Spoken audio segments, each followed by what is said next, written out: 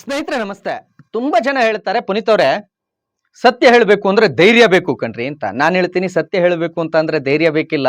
ಸತ್ಯ ಹೇಳಿದ ಮೇಲೆ ಬರ್ತಕ್ಕಂಥ ವಿರೋಧ, ಮತ್ತೆ ಪ್ರಶಂಸೆ, ಮತ್ತೆ ತೆಗಳಿಕೆ, ಹೊಗಳಿಕೆಗಳನ್ನೆಲ್ಲವನ್ನೂ ಕೂಡ ಸಮಾನವಾಗಿ ಸ್ವೀಕರಿಸುವ ಮನಸ್ಥಿತಿ ಇದ್ರೆ ಸಾಕು.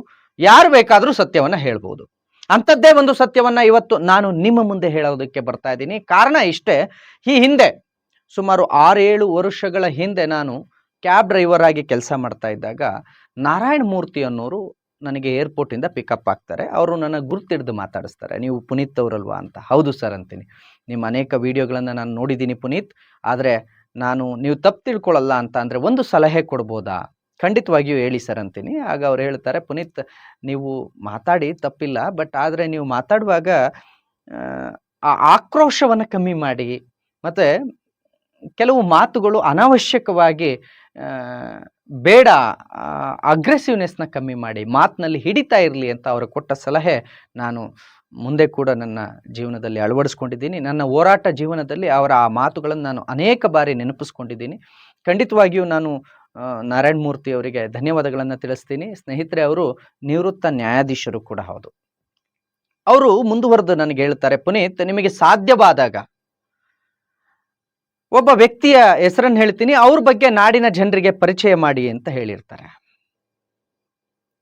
ನಾನು ಆ ವ್ಯಕ್ತಿಯ ಬಗ್ಗೆ ತಿಳ್ಕೊಂಡಾಗ, ಆ ವ್ಯಕ್ತಿಯ ಬಗ್ಗೆ ಓದಿದ ಮೇಲೆ ನನಗೆ ಆಶ್ಚರ್ಯ ಅನಿಸಿದ್ದು, ಭಾರತದ ಸಂವಿಧಾನಕ್ಕೆ ಕನ್ನಡದ ಸೊಗಡೊಂದು ಸೇರಿದೆಯಾ? ಭಾರತದ ಸಂವಿಧಾನ ರಚನೆಯಲ್ಲಿ ನಮ್ಮ ಕನ್ನಡದ ಕುವರನೊಬ್ಬ ತನ್ನ ಕೊಡುಗೆಯನ್ನು ನೀಡಿದಾನ?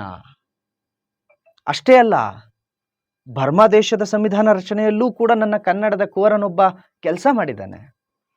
ಅಷ್ಟೇ ಅಲ್ಲ, ವಿಶ್ವಸಂಸ್ಥೆಯ ಕಾಯಂ ಸದಸ್ಯನಾಗಿ ಕೂಡ ಒಬ್ಬ ವ್ಯಕ್ತಿ ಇದ್ದ.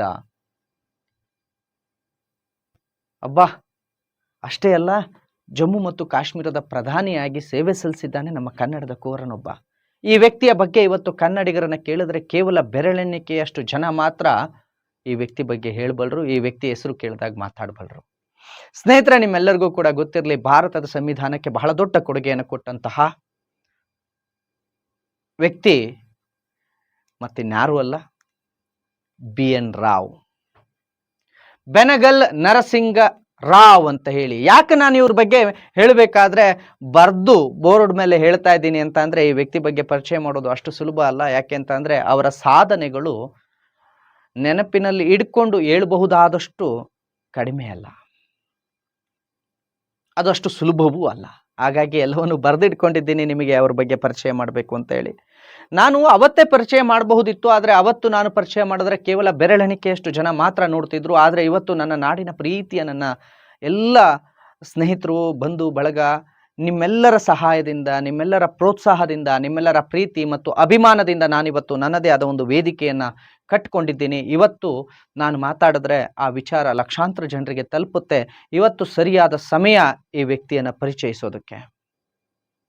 ಮತ್ತೆ ನಾನು ಇವತ್ತು ಆ ನಾರಾಯಣ ಮೂರ್ತಿ ಅವರಿಗೆ ಹೇಳ್ತಿದ್ದೀನಿ, ಸರ್, ನೀವು ಹೇಳಿದಂಥ ಆ ಬೆನಗಲ್ ನರಸಿಂಗ ರಾವ್ ಅವರ ಬಗ್ಗೆ ನಾಡಿನ ಜನರಿಗೆ ಪರಿಚಯ ಮಾಡ್ತಾ ಇದ್ದೀನಿ, ನಿಮ್ಮ ಮಾತನ್ನು ಉಳಿಸ್ಕೊಳ್ತಾ ಇದ್ದೀನಿ ಸರ್. ಸ್ನೇಹಿತರೆ, ನಿಮ್ಗೆಲ್ಲರಿಗೂ ಈಗ ಒಂದು ಕುತೂಹಲ ಮೂಡಿರಬೇಕು, ಯಾರಿದು BN ರಾವ್, ಬೆನಗಲ್ ನರಸಿಂಗ ರಾವ್ ಅಂತ ಹೇಳಿ. ಸ್ನೇಹಿತರೆ, ಬೆನಗಲ್ ನರಸಿಂಗ ರಾವ್ ಅವರು ನಮ್ಮ ಕರ್ನಾಟಕದ ಉಡುಪಿ ಜಿಲ್ಲೆಯ ಬೆನಗಲ್ ಅನ್ನೋ ಒಂದು ಸಣ್ಣ ಗ್ರಾಮದಲ್ಲಿ ಜನಿಸಿದಂತಹ ವ್ಯಕ್ತಿ. ಇವರ ತಂದೆ ಬಹಳ ದೊಡ್ಡ ವಿದ್ವಾಂಸರು. ಅವ್ರ ಬಗ್ಗೆ ಎರಡು ಮಾತಿಲ್ಲ. ಅವ್ರ ಬಗ್ಗೆ ಹೇಳ್ತಾ ಹೋದ್ರೆ ಮತ್ತೊಂದು ಎಪಿಸೋಡ್ ಮಾಡಬೇಕಾಗುತ್ತೆ. ಇವ್ರ ಅಣ್ಣನ ಬಗ್ಗೆ ಹೇಳಬೇಕು ಅಂದ್ರೆ ಮತ್ತೊಂದು ಎಪಿಸೋಡ್ ಮಾಡಬೇಕಾಗುತ್ತೆ. ಬಹಳ ಒಂದು ಸುಸಂಸ್ಕೃತವಾದಂತಹ ಕುಟುಂಬ ಇವ್ರದ್ದು. ಎಲ್ಲರೂ ಕೂಡ ಬಹಳ ಉನ್ನತ ಶಿಕ್ಷಣವನ್ನು ಮಾಡಿದವರು, ಸಮಾಜ ಸೇವೆಯನ್ನು ಮಾಡಿದವರು, ಸಮಾಜಕ್ಕಾಗಿ ತಮ್ಮನ್ನು ತಾವು ಅರ್ಪಿಸ್ಕೊಂಡವರು. ನಾನೀಗ ಕೇವಲ ಬೆನಗಲ್ ನರಸಿಂಗರಾವ್ ಅವ್ರ ಬಗ್ಗೆ ಮಾತ್ರ ನಿಮಗೆ ಪರಿಚಯ ಮಾಡ್ತೀನಿ. ಯಾಕೆಂತಂದ್ರೆ ಇವ್ರ ಬಗ್ಗೆ ಪರಿಚಯ ಮಾಡೋದಕ್ಕೆ ತುಂಬಾ ಉದ್ದದ ವಿಡಿಯೋ ಆಗುತ್ತೆ. ಇನ್ನು ಉಳಿದಂತೆ ಅವ್ರ ಪರಿಚಯವನ್ನ ಇನ್ನೊಮ್ಮೆ ಯಾವಾಗಲಾದರೂ ಮಾಡಿಕೊಡ್ತೀನಿ. ಸ್ನೇಹಿತರೆ, ಬೆನಗಲ್ ನರಸಿಂಗರಾವ್ ಅವರು ಫೆಬ್ರವರಿ 26, 1887ರಲ್ಲಿ ಉಡುಪಿ ಜಿಲ್ಲೆಯ ಬೆನಗಲ್ ಅನ್ನೋ ಒಂದು ಸಣ್ಣ ಹಳ್ಳಿಯಲ್ಲಿ ಜನಿಸ್ತಾರೆ. ಸ್ನೇಹಿತರೆ, ಅವರು ಮಂಗಳೂರಿನ ಕೆನರಾ ಶಾಲೆಯಲ್ಲಿ ತಮ್ಮ ಬಾಲ್ಯದ ವಿದ್ಯಾಭ್ಯಾಸವನ್ನು ಮಾಡ್ತಾರೆ. ಆ ವಿದ್ಯಾಭ್ಯಾಸವನ್ನು ಮಾಡ್ತಾ ಇರ್ಬೇಕಾದ್ರೆ ಮೆಟ್ರಿಕ್ಯುಲೇಷನ್ ಪರೀಕ್ಷೆಯನ್ನು ಬರೀತಾರೆ. ಅವರು ಮೆಟ್ರಿಕ್ಯುಲೇಷನ್ ಪರೀಕ್ಷೆ ಅಂತ ಅಂದ್ರೆ ಈಗ ನಾವೆಲ್ಲ ಏನು SSLC ಅಂತ ಬರಿತೀವೋ ಆ ರೀತಿ ಒಂದು ಹಂತವನ್ನು ದಾಟ್ಲಿಕ್ಕಿರ್ತಕ್ಕಂಥ ಮೆಟ್ರಿಕ್ಯುಲೇಷನ್ ಪರೀಕ್ಷೆ ಬ್ರಿಟಿಷರವರು ನಡೆಸ್ತಾ ಇದ್ದಿದ್ದು ಆಗ. ಆ ಮೆಟ್ರಿಕ್ಯುಲೇಷನ್ ಪರೀಕ್ಷೆಯಲ್ಲಿ ಇವರು ಇಡೀ ಮದ್ರಾಸ್ ಪ್ರೆಸಿಡೆನ್ಸಿ ಅಂತ ಏನಿರುತ್ತೋ, ಈಗ ನಾವು ಹೇಗೆ ಕರ್ನಾಟಕ ರಾಜ್ಯ ಅಥವಾ ಒಂದು ಇದು ಪ್ರಾಂತ್ಯ ಅಂತ ಮಾಡ್ಕೊಳ್ತೀವೋ, ಹಾಗೆ ಬ್ರಿಟಿಷರ ಆ ಮದ್ರಾಸ್ ಪ್ರೆಸಿಡೆನ್ಸಿಗೆ ನಂಬರ್ 1 ಬರ್ತಾರೆ ಮೆಟ್ರಿಕ್ಯುಲೇಷನ್ ಪರೀಕ್ಷೆಯಲ್ಲಿ BN ರಾವ್ ಅವರು. ಅದಾದ್ಮೇಲೆ ಅವರು ಮದ್ರಾಸ್ಗೆ ಹೋಗ್ತಾರೆ. ಅಲ್ಲೇ ಅವರು ಮುಂದಿನ ವ್ಯಾಸಂಗವನ್ನು ಮಾಡ್ತಾರೆ. ಅಲ್ಲಿ ಇಂಗ್ಲಿಷ್ ಮತ್ತೆ ಸಂಸ್ಕೃತ, ಗಣಿತದಲ್ಲಿ ಅವರು ತುಂಬಾ ಅಪ್ರತಿಮ ಪಂಡಿತರಾಗಿರ್ತಾರೆ. ತುಂಬಾ ಚೆನ್ನಾಗಿ ಅದನ್ನ ಕಲಿತಾರೆ. ಅದಾದ್ಮೇಲೆ FA ಪರೀಕ್ಷೆಯನ್ನು ಬರೀತಾರೆ. ಆ FA ಪರೀಕ್ಷೆಯಲ್ಲಿ ಮತ್ತೆ ಅವರು ಮೊದಲ ರ್ಯಾಂಕ್ನಲ್ಲಿ ಪಾಸ್ ಆಗ್ತಾರೆ. ಅದಾದ್ಮೇಲೆ ಅವರಿಗೆ ಭಾರತದಿಂದ ಸ್ಕಾಲರ್ಶಿಪ್ ಸಿಗುತ್ತೆ. ಇಂಗ್ಲೆಂಡ್ಗೆ ಹೋಗಿ ಮುಂದಿನ ವಿದ್ಯಾಭ್ಯಾಸವನ್ನು ಆರಂಭ ಮಾಡ್ತಾರೆ. ಅಲ್ಲಿ ಟ್ರಿನಿಟಿ ಕಾಲೇಜ್, ನಿಮಗೆಲ್ಲ ಗೊತ್ತಿರ್ತಕ್ಕಂಥ ಕೇಂಬ್ರಿಡ್ಜ್ ವಿಶ್ವವಿದ್ಯಾಲಯ ಅಂತ ನಾವು ಇವತ್ತೇನು ಹೇಳ್ತೀವಿ, ಅದರ ಟ್ರಿನಿಟಿ ಕಾಲೇಜ್ನಲ್ಲಿ ಅವರು ಅವರ ಮುಂದಿನ ಪದವಿ ವ್ಯಾಸಂಗವನ್ನು ಮುಂದುವರಿಸ್ತಾರೆ. ಅಲ್ಲಿ 3 ವರ್ಷ ಪದವಿಯ ನಂತರ ಟ್ರೈಪೋಸ್ನಲ್ ಅನ್ನೋ ಪರೀಕ್ಷೆಯಲ್ಲಿ ಅವರು ಉತ್ತೀರ್ಣರಾಗ್ತಾರೆ 1909ರಲ್ಲಿ. ಅದಾದ್ಮೇಲೆ ಸ್ನೇಹಿತರೆ, ಭಾರತೀಯ ನಾಗರಿಕ ಸೇವಾ ಅನ್ನೋ ಆ ಪರೀಕ್ಷೆಯನ್ನು ಕೂಡ ಭಾರತೀಯ ನಾಗರಿಕ ಸೇವಾ ಪರೀಕ್ಷೆಯಲ್ಲಿ ಕೂಡ 1909ರಲ್ಲಿ ಉತ್ತೀರ್ಣರಾಗ್ತಾರೆ. ಅದಾದ್ಮೇಲೆ ಅವರು ICS ಅಧಿಕಾರಿಯಾಗಿ ಬ್ರಿಟಿಷರ ಸರ್ಕಾರದಲ್ಲಿ ICS ಅಧಿಕಾರಿಯಾಗಿ ಸೇವೆ ಸಲ್ಲಿಸ್ತಾರೆ. ಅದಾದ್ಮೇಲೆ ಕೋಲ್ಕತ್ತಾಕ್ಕೆ ಅವರಿಗೆ ಬಹಳ ಆಸೆ ಇರುತ್ತಂತೆ, ನ್ಯಾಯಾಧೀಶರಾಗಿ ಅಥವಾ ಈ ವಿಚಾರಗಳಲ್ಲಿ ಕಾನೂನು, ನ್ಯಾಯಾಲಯ, ಈ ವಿಚಾರಗಳಲ್ಲಿ ನಾನು ತೊಡಗಿಸ್ಕೋಬೇಕು, ಜನರ ಸೇವೆ ಮಾಡಬೇಕು, ಭಾರತದ ಈ ನ್ಯಾಯ ವ್ಯವಸ್ಥೆಯಲ್ಲಿ ನಾನು ನನ್ನ ಸೇವೆಯನ್ನು ಕೊಡಬೇಕು ಅನ್ನೋ ಬಹಳ ಆಕಾಂಕ್ಷೆ ಇದ್ದಿದ್ದರಿಂದ ಅವರು ಭಾರತದ ಕಲ್ಕತ್ತಕ್ಕೆ ನ್ಯಾಯಾಧೀಶರಾಗಿ ಬಂದು ಸೇರ್ತಾರೆ. ಸ್ನೇಹಿತರೆ, ಇವರು ನ್ಯಾಯಾಧೀಶರಾಗಿ ಸೇರಿದ ಮೇಲೆ ಬಹಳ ದೊಡ್ಡ ಕೆಲಸವನ್ನು ಮಾಡ್ತಾರೆ. ನಿಮಗೆ ಗೊತ್ತಿರಲಿ, ನಾವು ಇವತ್ತೆಲ್ಲ ಏನು ಇಂಡಿಯನ್ ಪಿನಲ್ ಕೋಡ್ ಅಥವಾ ಭಾರತದ ಕಾನೂನು ಸಂಹಿತೆ ಅಂತ ಏನು ಕರಿತೀವಿ, ಭಾರತದ ಕಾನೂನು ಸಂಹಿತೆಯನ್ನು ಹೊಸದಾಗಿ ಬರೆದಂತಹ ವ್ಯಕ್ತಿ ಈ BN ರಾವ್. ಏನು ನಾವಿವತ್ತೆಲ್ಲ ಇಂಡಿಯನ್ ಪಿನಲ್ ಕೋಡ್, ಭಾರತದ ಕಾನೂನು ಸಂಹಿತೆ ಅಂತ ಹೇಳಿ ನಾವೆಲ್ಲ ಏನು ಆ ಕೋಡ್ಗಳನ್ನು ಬಳಸ್ತೀವಿ, ಅದನ್ನು ಬರ್ತಿದ್ದು ಬೇರೆ ಇನ್ಯಾರೂ ಅಲ್ಲ. ನಾವು ಇವತ್ತು ಕೂಡ ಸಂವಿಧಾನ ಬಂದ ಮೇಲೂ ಕೂಡ ಇಂಡಿಯನ್ ಪಿನಲ್ ಕೋಡ್ ಅವುಗಳನ್ನೇ ಬಳಸ್ತಾ ಇದ್ದೀವಿ. ಆ ಭಾರತದ ಕಾನೂನು ಸಂಹಿತೆಯನ್ನು ಹೊಸದಾಗಿ ಬರೆದಂತಹ ವ್ಯಕ್ತಿ ಬೆನಗಲ್ ನರಸಿಂಗರಾವ್ ಅವರು ಅದೆಷ್ಟು ಫಾಸ್ಟಾಗಿ ಆ ಕೆಲಸವನ್ನು ಮಾಡಿ ಮುಗಿಸ್ತಾರೆ ಅಂತ ಅಂದರೆ ಅದಕ್ಕೆ ಮೆಚ್ಚಿದ ಬ್ರಿಟಿಷ್ ಸರ್ಕಾರ ಅವರಿಗೆ ನೈಟ್ಹುಡ್ ಬಿರುದನ್ನು ಕೊಡುತ್ತೆ, ಮತ್ತು ಸರ್ ಅನ್ನೋ ಬಿರುದನ್ನು ಕೂಡ ಕೊಡುತ್ತೆ. ಅವರ ಹೆಸರಿನ ಹಿಂದೆ ಸರ್ ಬೆನಗಲ್ ನರಸಿಂಗ ರಾವ್ ಅಂತ ಹೇಳಿ ನಾವು ಅವರನ್ನು ಸಂಬೋಧಿಸಬೇಕಾಗತ್ತೆ. ಅವರಿಗೆ ನೈಟ್ಹುಡ್ ಅನ್ನೋ ಒಂದು ಬಿರುದನ್ನು ಕೂಡ ಕೊಡುತ್ತೆ. ಅದಾದಮೇಲೆ ಅದೇ ಬ್ರಿಟಿಷ್ ಸರ್ಕಾರ ಸಿಂಧ್ ಪ್ರಾಂತ್ಯದಲ್ಲಿ, ಇವತ್ತು ನಮಗೂ ನಿಮ್ಗೆಲ್ಲರಿಗೂ ಕೂಡ ಗೊತ್ತಿರತಕ್ಕಂಥ ವಿಚಾರ, ಪಾಕಿಸ್ತಾನ ಮತ್ತು ಭಾರತದ ನಡುವೆ ಇರತಕ್ಕಂಥ ಈ ಸಿಂಧ್ ನದಿ ಏನಿದೆ, ಆ ಸಿಂಧ್ ಪ್ರಾಂತ್ಯದಲ್ಲಿ ನದಿ ನೀರು ಹಂಚಿಕೆಗೆ ಇವರನ್ನೇ ಕೂಡ ಬ್ರಿಟಿಷ್ ಸರ್ಕಾರ ನೇಮಿಸುತ್ತೆ. ಸಿಂಧ್ ಪ್ರಾಂತ್ಯದಲ್ಲಿ ನದಿ ನೀರು ಹಂಚಿಕೆ ಮಾಡೋದಕ್ಕೆ ಆ ಒಂದು ಸಮಿತಿಯನ್ನು ರಚನೆ ಮಾಡಿ ಆ ಸಮಿತಿಗೆ ಬೆನಗಲ್ ನರಸಿಂಗರಾವ್ ಅವರನ್ನು ಜೋಡಿಸುತ್ತೆ. ಇವರು ಗಣಿತದಲ್ಲಿ ಅದೆಷ್ಟು ಅಪ್ರತಿಮ ಪಂಡಿತರು ಅಂತ ಅಂದರೆ, ಅವತ್ತು ಅವರು ಕೊಟ್ಟಂತಹ ಅವತ್ತು ಅವರು ಆ ನದಿ ನೀರು ಹಂಚಿಕೆಯನ್ನು ಮಾಡಿ ಕೊಟ್ಟಂತಹ ವರದಿ ಇವತ್ತಿಗೂ ಕೂಡ ಅಲ್ಲಿ ಒಂದು ಸಣ್ಣ ಲೋಪವೂ ಬಂದಿಲ್ಲ. ಅಲ್ಲಿ ಆ ಎರಡೂ ಪ್ರಾಂತ್ಯಗಳು 2 ದೇಶಗಳಾಗಿ ಭಾಗ ಆದಮೇಲೂ ಕೂಡ ಆ ನದಿ ನೀರು ಹಂಚಿಕೆಯಲ್ಲಿ ಇವತ್ತಿನವರೆಗೂ ಜಗಳ ಬಂದಿಲ್ಲ ಅಂತ ಅಂದರೆ, ಇವತ್ತಿನವರೆಗೂ ಯಾವುದೇ ತೊಂದರೆ ಬಂದಿಲ್ಲ ಅಂತ ಅಂದರೆ ಅದಕ್ಕೆ ಕಾರಣ ಬೆನಗಲ್ ನರಸಿಂಗರಾವ್ ಅವರು ಅವತ್ತು ಕೊಟ್ಟಂತಹ ನದಿ ನೀರು ಹಂಚಿಕೆ ವರದಿ. ಅವರ ಮ್ಯಾಥ್ಸ್, ಗಣಿತ ಅದೆಷ್ಟು ಚೆನ್ನಾಗಿತ್ತು, ಅದೆಷ್ಟು ಅದರಲ್ಲಿ ಅಪ್ರತಿಮರಾಗಿದ್ದರು, ಅದೆಷ್ಟು ನೀಟಾಗಿ ಜಗಳ ಬರದಂಗೆ ಅದನ್ನು ಹಂಚಿದ್ದಾರೆ ಅಂತ ಅಂದರೆ ಇವತ್ತಿಗೂ ನಾವು ಅವರನ್ನು ನೆನಪಿಸ್ಕೋಬೇಕಾಗತ್ತೆ. ಸ್ನೇಹಿತರೆ, ಅದಾದಮೇಲೆ ಅವರು ಸರ್ ತೇಜೋ ಬಹದ್ದೂರ್ ಅವರ ಒತ್ತಾಸೆಯ ಮೇರೆ, ಅವರ ಬಹಳ ಒತ್ತಾಯದ ಮೇರೆಗೆ, ಅವರ ಆಸೆ ಮೇರೆಗೆ ಜಮ್ಮು ಕಾಶ್ಮೀರದ ಪ್ರಧಾನಿಯಾಗಿ ಅಧಿಕಾರವನ್ನು ಸ್ವೀಕರಿಸ್ತಾರೆ. 18 ತಿಂಗಳುಗಳ ಕಾಲ ಜಮ್ಮು ಮತ್ತು ಕಾಶ್ಮೀರದ ಪ್ರಧಾನಿಯಾಗಿ ಸೇವೆ ಸಲ್ಲಿಸ್ತಾರೆ ಬ್ರಿಟಿಷ್ ಆಡಳಿತದಲ್ಲಿ. ಅದಾದ್ಮೇಲೆ ಅಲ್ಲಿ ಅಧಿಕಾರ ಹಂಚಿಕೆ ಮತ್ತೆ ಯೋಜನೆಗಳ ಬಗ್ಗೆ ವಿಪರೀತವಾದ ವಿರೋಧವನ್ನು ವ್ಯಕ್ತಪಡಿಸಿ ಅದು ಅವ್ರಿಗೆ ಇಷ್ಟ ಆಗದೇ ಇದ್ದಾಗ ಒಬ್ಬ ನ್ಯಾಯಾಧೀಶರಾಗಿ ಕೆಲಸ ಮಾಡಿ ಅಲ್ಲೆಲ್ಲೋ ಬೇರೆ ರೀತಿ ರಾಜಕೀಯವಾಗಿ ಅವರಿಗೆ ಒಗ್ಗದೇ ಇದ್ದ ಕಾರಣ ಅವರು 18 ತಿಂಗಳ ನಂತರ ಅದಕ್ಕೆ ರಾಜೀನಾಮೆ ಸಲ್ಲಿಸಿ ಬರ್ತಾರೆ.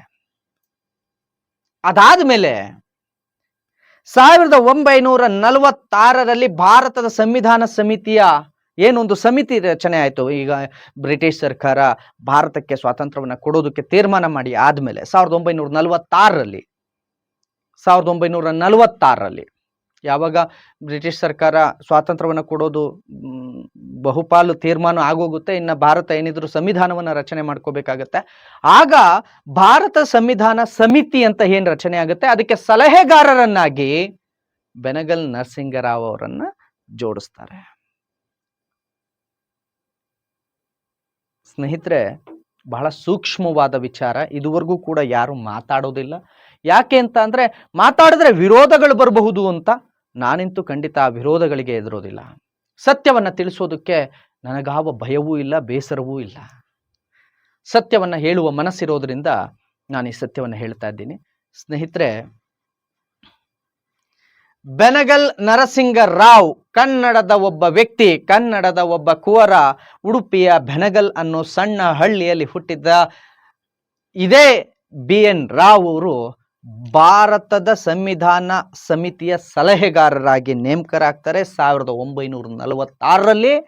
ಅದಾದ್ಮೇಲೆ ಇವರು ಫ್ರೆಂಚ್, ರಷ್ಯಾ, ಐರ್ಲೆಂಡ್, ಜಪಾನ್ ಅಂತ ದೇಶಗಳಿಗೆ ಹೋಗಿ ಅಲ್ಲಿಯ ಸಂವಿಧಾನವನ್ನ ತುಂಬಾ ಚೆನ್ನಾಗಿ ಅರ್ತಿದ್ರಿಂದ ಇವರು 243 ವಿಧಿಗಳು ಮತ್ತು 13 ಅನುಚ್ಛೇದಗಳಿರ್ತಕ್ಕಂಥ ಒಂದು ಸಂವಿಧಾನದ ಒಂದು ಪ್ರತಿ ರಾ ಮೆಟೀರಿಯಲ್ ಅನ್ನ ಮಾಡಿ ಅದನ್ನ ಈ ಸಮಿತಿಯ ಮುಂದಿಡ್ತಾರೆ.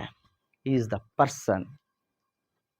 ಈ ವ್ಯಕ್ತಿ 1946ರಲ್ಲಿ ಭಾರತದ ಸಂವಿಧಾನ ಸಮಿತಿಯ ಸಲಹೆಗಾರರಾಗಿ ನೇಮಕಗೊಂಡು 243 ವಿಧಿಗಳು ಮತ್ತು 13 ಅನುಚ್ಛೇದಗಳಿರ್ತಕ್ಕಂಥ ಸಂವಿಧಾನವನ್ನ ಸಿದ್ಧಪಡಿಸಿ ಅದನ್ನ ಮುಂದಿಡ್ತಾರೆ. ಅದಾದ್ಮೇಲೆ ಅಂಬೇಡ್ಕರ್ ಅವರು ಅದನ್ನ ಮುಂದುವರಿಸಿ ಬಹಳ ಸಮರ್ಥವಾಗಿ ಎರಡೂವರೆ ವರ್ಷಗಳ ಸುದೀರ್ಘ ಅದ್ರ ಮೇಲೆ ಚರ್ಚೆ ನಡೆಸಿ ಬಾಬಾ ಸಾಹೇಬ್ ಅಂಬೇಡ್ಕರ್ ಅವರು ಅದನ್ನ ಫೈನಲೈಸ್ಡ್ ಮಾಡಿ ಅದ್ರ ಮೇಲೆ ಚರ್ಚೆ ಮಾಡಿ ಅದನ್ನ ತೀಡಿ ಮುಂದೆ ಅದನ್ನ 315, ಅದಾದ್ಮೇಲೆ 395 ಆಗಿತ್ತು ಅನ್ಸುತ್ತೆ, 395 ವಿಧಿಗಳು ಮತ್ತೆ 8 ಅನುಚ್ಛೇದಗಳಿರ್ತಕ್ಕಂಥ ಸಂವಿಧಾನವನ್ನ ಸಿದ್ಧಪಡಿಸ್ತಾರೆ.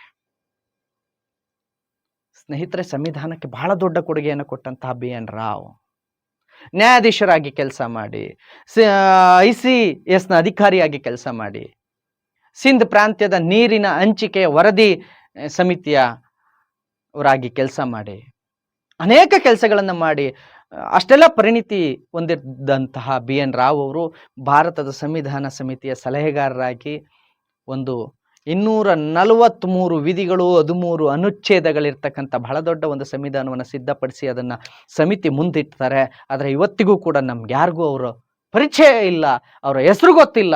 ಸಂವಿಧಾನವನ್ನು ನೆನಪಿಸ್ಕೊಂಡಾಗ BN ರಾವ್ ಅವರ ಹೆಸರು ನಮಗೆ ನೆನಪು ಬರ್ತಾ ಇಲ್ಲ ಅಂತ ಅಂದ್ರೆ ನಮಗೆ ನಿಜವಾಗ್ಲೂ ಒಬ್ಬ ಕನ್ನಡಿಗನಾಗಿ ಮತ್ತು ಭಾರತೀಯನಾಗಿ ನಮಗೆ ಒಂದು ರೀತಿ ಅವಮಾನ ಪಡ್ತಕ್ಕಂಥ, ನಿಜವಾಗ್ಲೂ ನಮಗೆ ನಾವೇ ತಲೆ ತಗ್ಗಿಸಬೇಕಾದಂತಹ ಈ ಒಂದು ನಿಜಕ್ಕೂ ನಮಗೆ ನಾವೇ ತಲೆ ತಗ್ಗಿಸಬೇಕಾದಂತಹ ಒಂದು ಸನ್ನಿವೇಶ. ಇವತ್ತು ಇದೇ BN ರಾವ್ ಬಗ್ಗೆ ಯಾರಿಗೂ ಗೊತ್ತಿಲ್ವಲ್ಲ? ಯಾಕೆ? ಇವತ್ತು ಸತ್ಯವನ್ನು ಮುಚ್ಚಿಡೋದಕ್ಕೆ ಸಾಧ್ಯವೇ ಇಲ್ಲ.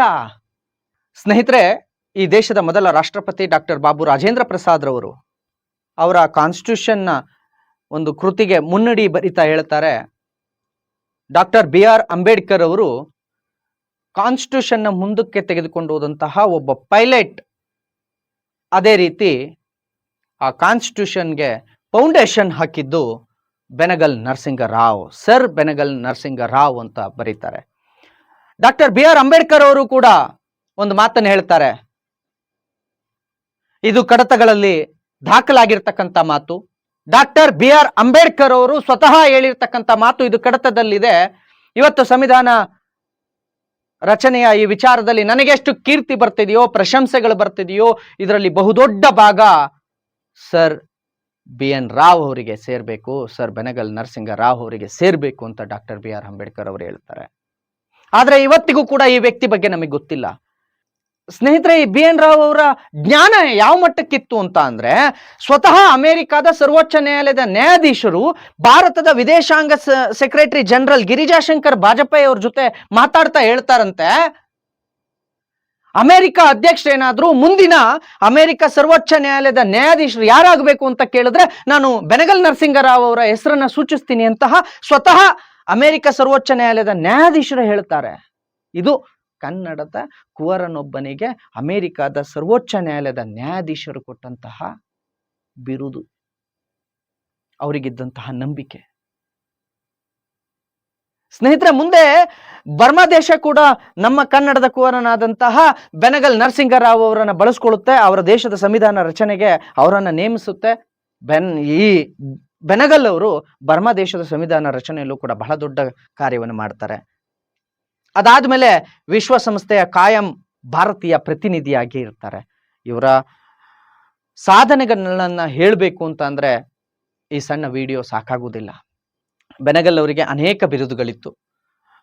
ನೈಟ್ಹುಡ್ ಬಿರುದಿತ್ತು, ಸರ್ ಅನ್ನೋ ಬಿರುದಿತ್ತು. ಅದಾದ್ಮೇಲೆ ಸಂವಿಧಾನಿಕ ವಿದ್ವಾಂಸ ಅನ್ನೋ ಬಿರುದಿತ್ತು. ಅದಾದ್ಮೇಲೆ ನಾಗರಿಕ ಸೇವಕ ಅನ್ನೋ ಬಿರುದಿತ್ತು.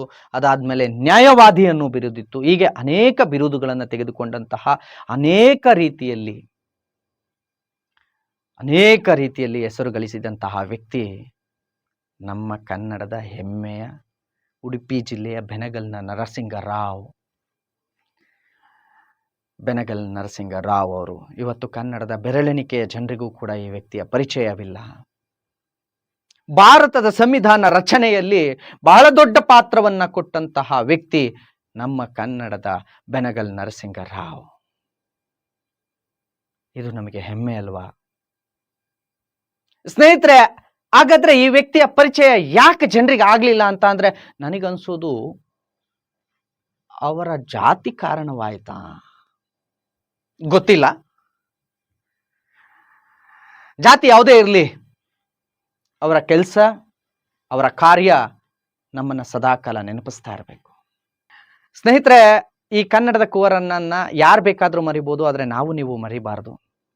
ಭಾರತದ ಸಂವಿಧಾನಕ್ಕೆ ಕೊಡುಗೆ ಕೊಟ್ಟಂತಹ ನಮ್ಮ ಕನ್ನಡಿಗ ಸರ್ ಬೆನಗಲ್ ನರಸಿಂಗರಾವ್ ಅವರ ಜನ್ಮದಿನ ಇದೇ ಫೆಬ್ರವರಿ 26 ನೀವು ಎಲ್ಲರೂ ಕೂಡ ಇದೇ ಫೆಬ್ರವರಿ 26ನೇ ತಾರೀಕು ನಮ್ಮ ಸೋಷಿಯಲ್ ಮೀಡಿಯಾಗಳಲ್ಲಿ ಅವರ ಬಗ್ಗೆ ಒಂದೆರಡು ಕೃತಜ್ಞತೆಯ ಮಾತುಗಳನ್ನ ಹೇಳ್ತಾ ಹೆಮ್ಮೆಯಿಂದ ಹಂಚಿಕೊಳ್ಳೋಣ. ಮತ್ತೊಮ್ಮೆ ಸರ್ ಬೆನಗಲ್ ನರಸಿಂಗರಾವ್ ಅವರನ್ನ ನಾವೆಲ್ಲರೂ ಕೂಡ ನೆನಪಿಸ್ಕೊಳ್ಳೋಣ. ಜೈ ಹಿಂದ್, ಜೈ ಶ್ರೀರಾಮ್, ಜೈ ಕರ್ನಾಟಕ ಮಾತೆ.